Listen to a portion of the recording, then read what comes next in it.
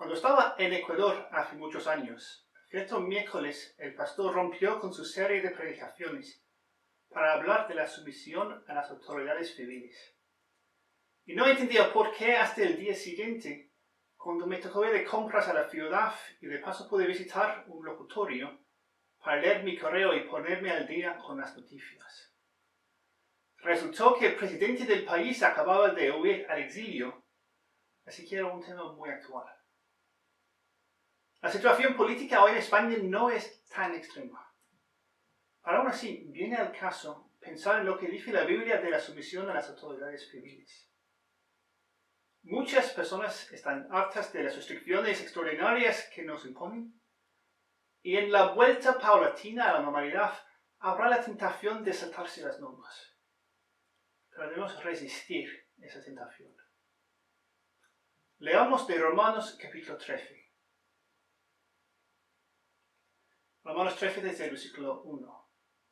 Sométase toda persona a las autoridades que gobiernan, porque no hay autoridad sino de Dios. Las que existen por Dios son constituidas. Por consiguiente, el que resiste a la autoridad al ordenado por Dios se ha opuesto. Los que se han opuesto sobre sí recibirán condenación. Porque los gobernantes no son motivo de temor para los de buena conducta, sino para el que hace el mal. ¿Deseas pues no temer a la autoridad? Haz lo bueno, y tendrás elogios de ella, pues es para ti un ministro de Dios para el bien. Pero si haces lo malo, teme, porque no en vano lleva la espada, pues ministro es de Dios, un vengador que castiga al que practica lo malo. Por tanto, es necesario someterse, no solo por razón del castigo, sino también por causa de la conciencia. Pues por esto también pagáis impuestos, porque los gobernantes son servidores de Dios, dedicados precisamente a esto. Pagad a todos lo que debéis. Al que impuesto, impuesto. Al que tributo, tributo. Al que temor, temor. Y al que honor, honor. No hay autoridad sino de Dios. Cuando decimos que Dios es Rey de reyes y Señor de señores, estamos diciendo que los monarcas y presidentes terrenales son virreyes. Por lo tanto, no podemos rechazar su derecho de gobernar, sin rechazar también el derecho de Dios de gobernar, lo cual sería terreno peligrosísimo. Y este principio de que la autoridad deriva de Dios, lo veremos también en Pedro. Y además lo vemos en la cuenta de Juan de la Pascua. En Juan capítulo 19, versículos 10 y 11, Pilato le dice a Jesús: ¿a mí no me hablas? ¿No sabes que tengo autoridad para soltarte? ¿Y que tengo autoridad para crucificarte? Jesús respondió: ninguna autoridad tendría sobre mí si no te hubiera sido dada de arriba. Y puesto que son virreyes, los gobernantes tienen una responsabilidad ante Dios de gobernar bien. Hemos leído en Romanos, en el versículo 3, que los gobernantes no son motivo de temor para los de buena conducta, sino para el que hace el mal. Deseas pues no tener autoridad, haz lo bueno y tendrás elogios de ella.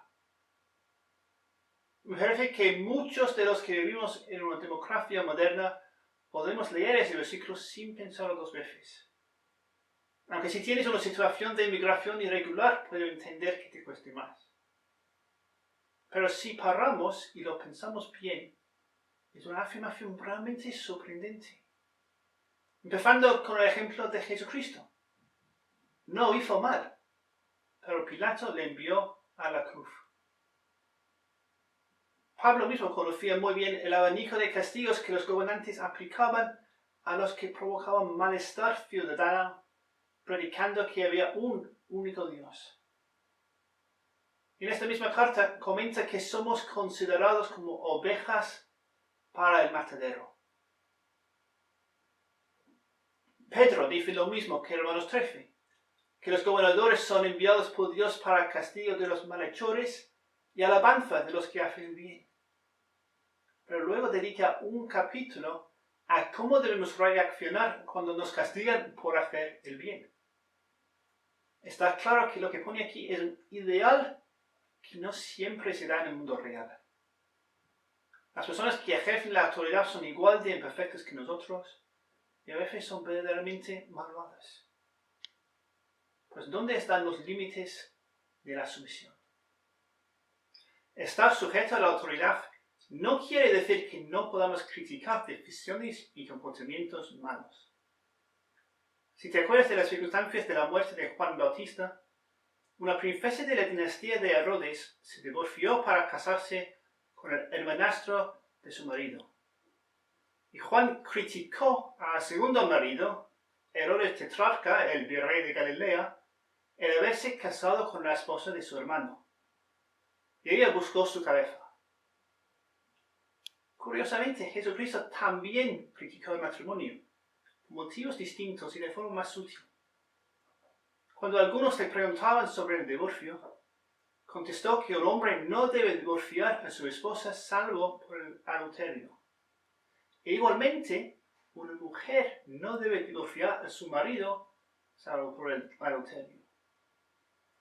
Pero la ley judía no permitía que una mujer divorciara a su marido. Así que los oyentes habrán captado ahí una referencia a Herodías. Más allá de las críticas, vemos algunos ejemplos en la Biblia de personas que decidieron desobedecer a la autoridad civil. Hay dos ejemplos en el libro de Daniel. En capítulo 3, Sadrach, Mesach y Abednego se niegan a adorar al ídolo adorado que construye Nabucodonosor y el rey los echa al horno de fuego ardiente. Y en capítulo 6, Daniel mismo se niega a acatar un decreto de Darío que prohíbe honrar a cualquier dios o hombre que no sea él mismo. Y Darío le echa al foso de los leones.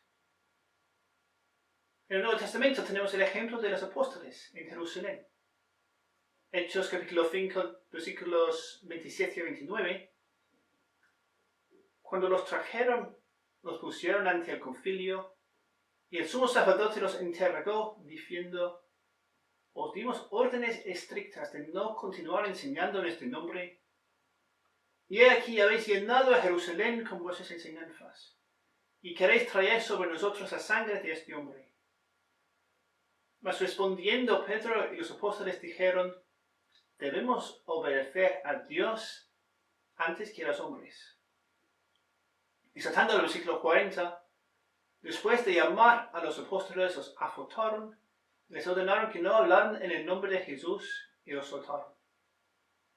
Ellos pues, saliendo de la presencia del concilio, regocijándose de que hubieran sido tenidos por dignos de padecer afrenta por el nombre, todos los días en el templo y de casa en casa, no cesaban de enseñar y predicar a Jesús como el Cristo. Hay dos elementos comunes de esos ejemplos.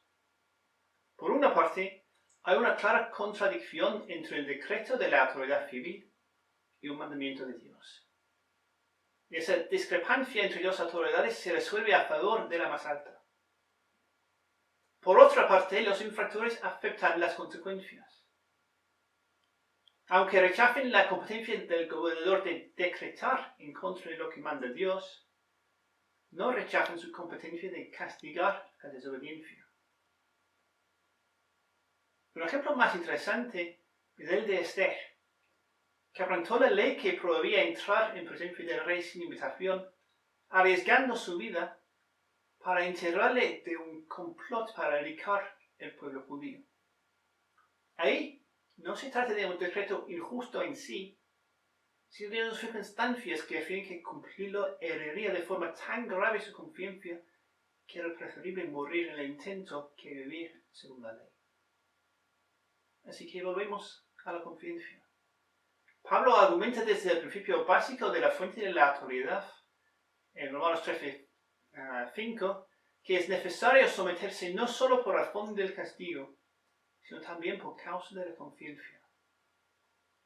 Pues el caso excepcional que permite desobedecer a las autoridades y someternos a su castigo son las circunstancias en las que nuestra confianza sale peor acatando la ley civil que quebrantándola.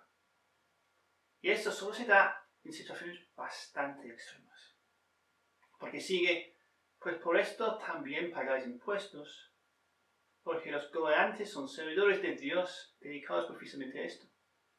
Pagad a todos los que debáis, al que impuesto, impuesto, al que tributo, tributo, al que temor, temor, al que honor, honor.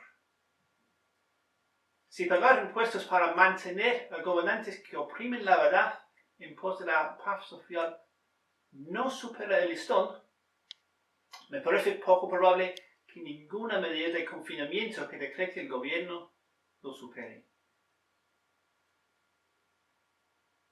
Hemos visto algo de la relación entre Dios, las autoridades civiles y yo. Pero antes de ir acabando hay que mencionar una cuarta parte interesada.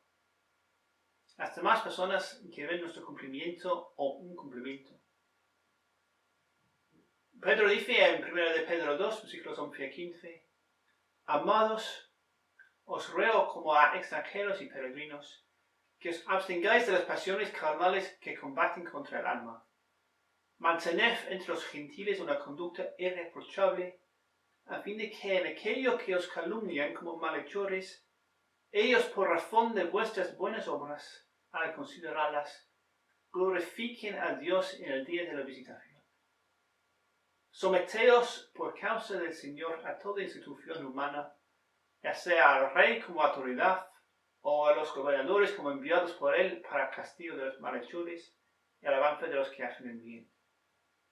Porque esta es la voluntad de Dios, que haciendo bien, hagáis enmudecer la ignorancia de los hombres insensatos. Debemos mirar la idea de que los gobernantes deben decretar lo bueno y castigar lo malo. Con o sin ellos, los cristianos debemos brillar con nuestras buenas obras y buen conducto, para que nuestras vidas formen parte de nuestro testimonio. Nuestra sumisión a las autoridades debe respaldar y dar valor añadido a nuestras palabras sobre el arrepentimiento de la rebelión y la reconciliación con la suprema autoridad. Deben ser evidentes en nuestras vidas la mansedumbre y la humildad, que son contrarias a la arrogancia que pretende elegir cuáles leyes deben aplicarse a mí. En resumen, el principio fundamental es que los gobernantes derivan su autoridad de Dios. Es consecuente someternos no solo porque están capacitados para castigar, sino para preservar la conciencia limpia. Si por motivos de conciencia nos vemos obligados a desobedecer, asumiremos el riesgo del castigo. Nuestra humildad forma parte de nuestro testimonio y así amamos al prójimo. Oremos.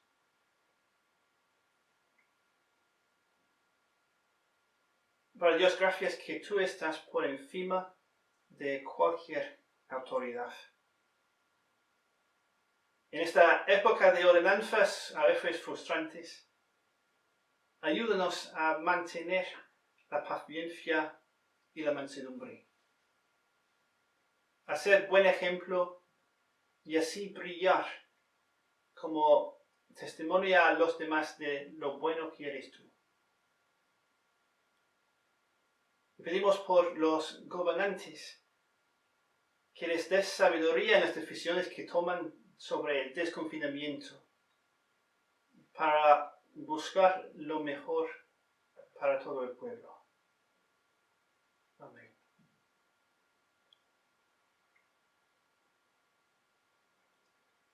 Un asunto administrativo para cerrar. Si quieres hacer una transferencia electrónica a la iglesia, sea de la ofrenda habitual o una contribución extra para el fondo de auxilio que anunciamos la semana pasada, los detalles están en la pantalla. Puedes usar el campo de referencia para distinguir los dos casos. Gracias.